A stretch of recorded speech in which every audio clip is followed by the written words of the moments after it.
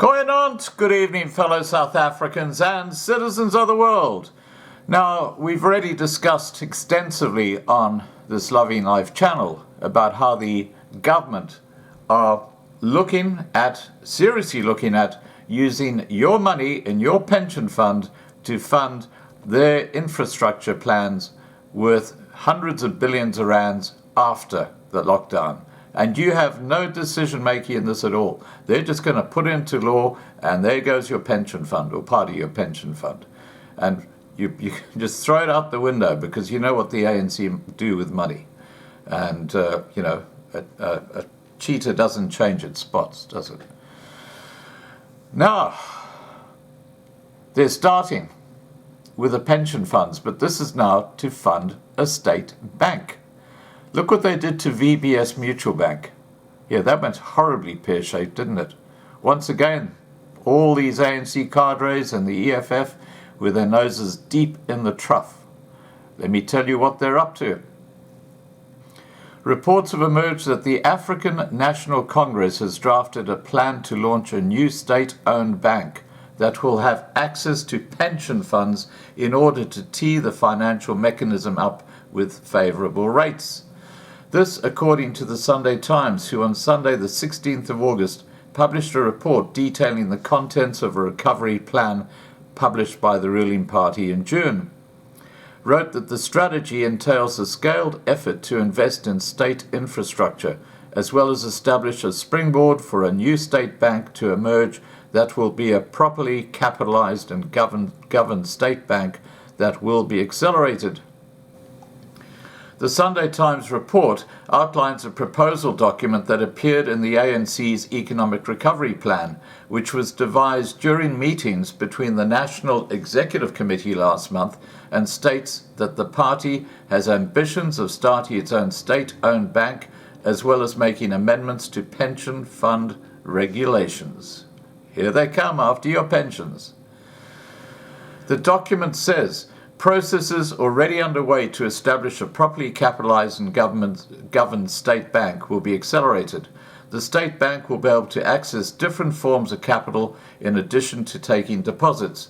It has a critical role to play in deepening financial inclusion and to further enhance competition in the banking sector. Long-standing scepticism has endured over the ANC's ability to manufacture a structure that would allow for the instigation of a state-owned financial institution, especially when considering the risk posed by the pension fund industry's vulnerability of erosion of value if retirement funds were to be forced to invest in projects managed by the government and state-owned entities.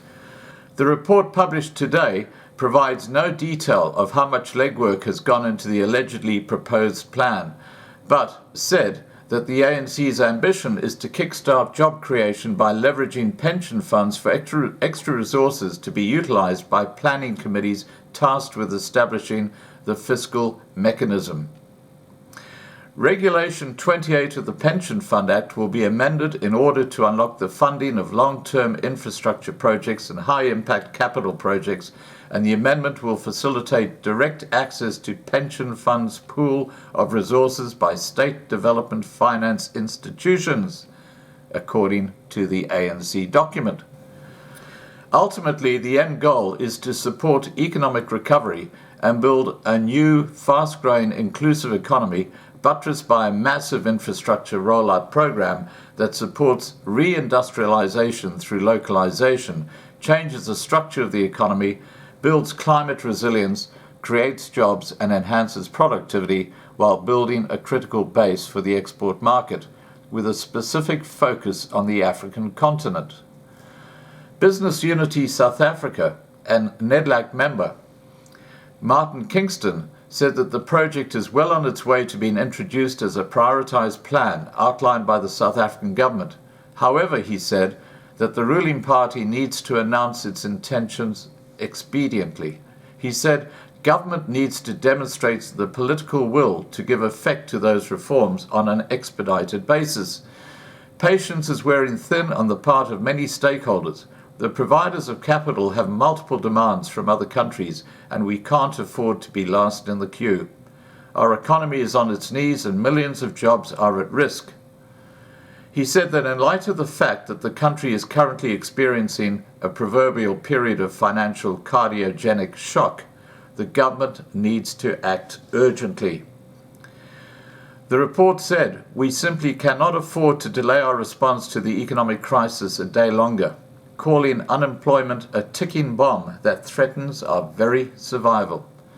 Well, all I can say is a blinking obvious, and that's you put any money in the hands of the ANC, and it's like the magicians last night. It's gone. What a gangster state. All right, guys, please remember to subscribe to be kept informed. Ring the bell for the updates. Please like this video. Please share this video. And above all, please stay safe.